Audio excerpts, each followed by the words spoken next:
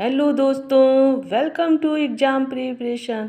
और मैं आ गई आप लोगों के बीच हिंदी के कुछ नए क्वेश्चन लेकर जो पिछले एग्ज़ाम्स में पूछे गए हैं, वो चाहे टीजीटी हो, पीजीटी हो, नेट जेआरएफ हो, एलटी ग्रेड, किसी भी शिक्षक भर्ती में पूछे गए हैं।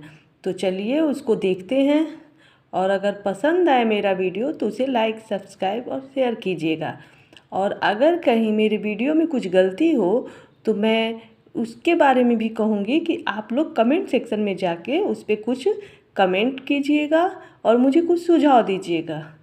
तो चलिए देखते हैं आज का ये नया वीडियो। बच्चों, आजकल तो हम लोग के साइड में तो ये लगन का टाइम चल रहा है, तो समझ लो इसमें टाइम बहुत कम मिल रहा है। लेकिन तब भी मैं सोचती हूँ कि अपने बच्चों के लिए कुछ तो कर सकूँ, अपने पढ़ाई लिखाई का भी कुछ सदुपयोग कर सकूँ। तो इसलिए मैं आप लोगों के लिए जैसे ही खाली होती हूँ बुक निकालती हूँ, उसमें से अच्छे क्वेश्चन छांटती हूँ।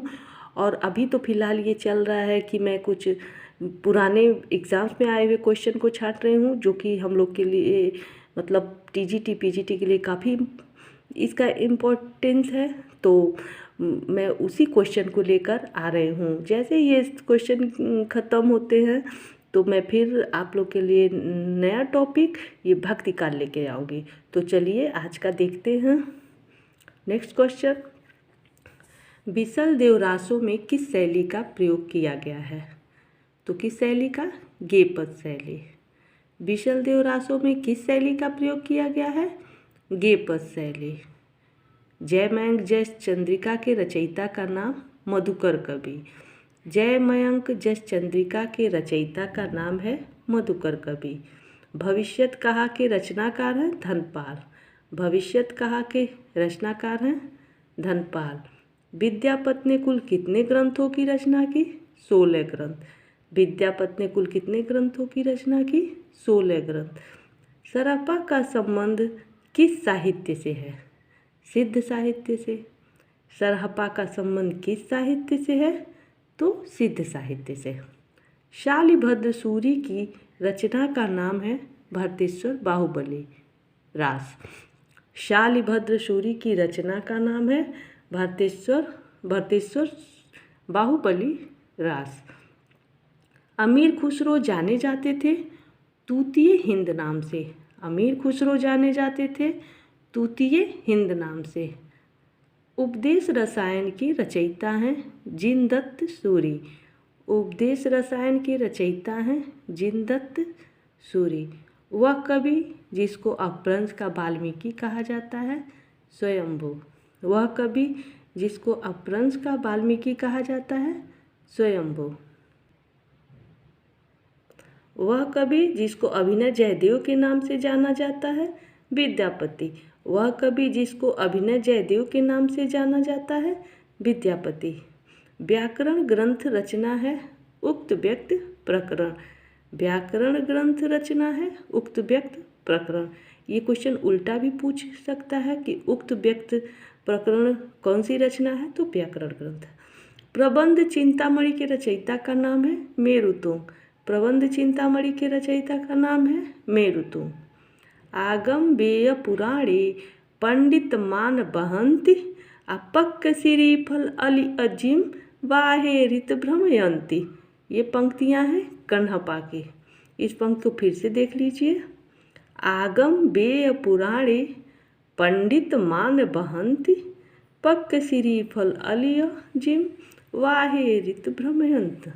पंक्तियां हैं कण्हपा। कुंडलिनी के उद्भूत होने पर जो स्फोट होता है उसे कहते हैं नाद। कुंडलिनी के उद्भूत होने पर जो स्फोट होता है उसे कहते हैं नाद। कुंडलिनी के उद्भूत होने पर जो स्फोट होता है उसे कहते हैं नाद। पुरुष परीक्षा किसकी रचना है? विद्यापति। पुरुष परीक्षा किसकी रचना है? विद्यापति। आदिकाल में अब्दुल रहमान ने किस भाषा में रचना की? अवहट्ट। आदिकाल में अब्दुल रहमान ने किस भाषा में रचना की? अवहट्ट। वीरगाथा काल नाम से भी जाना जाता है आदिकाल। वीरगाथा काल नाम से भी जाना जाता है आदिकाल। वीरगाथा काल किसने दिया है? तो रामचंद्र शुक्ल ने, ये तो आप सभी लोग को पता होगा।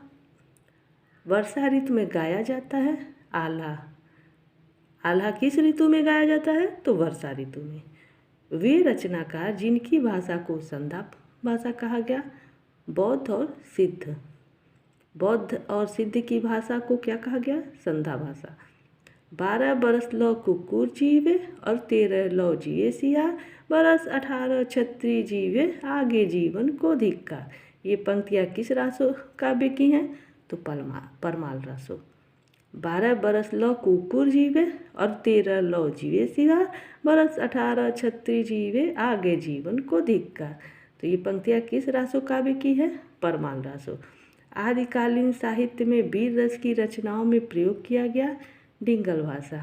आदिकालीन साहित्य में वीर रस की रचनाओं में प्रयोग किया गया डिंगल भाषा।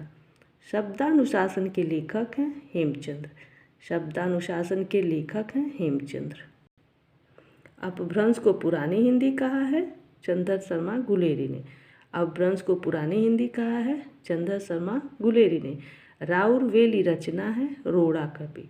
राउरवेल रचना है रोड़ा कवि।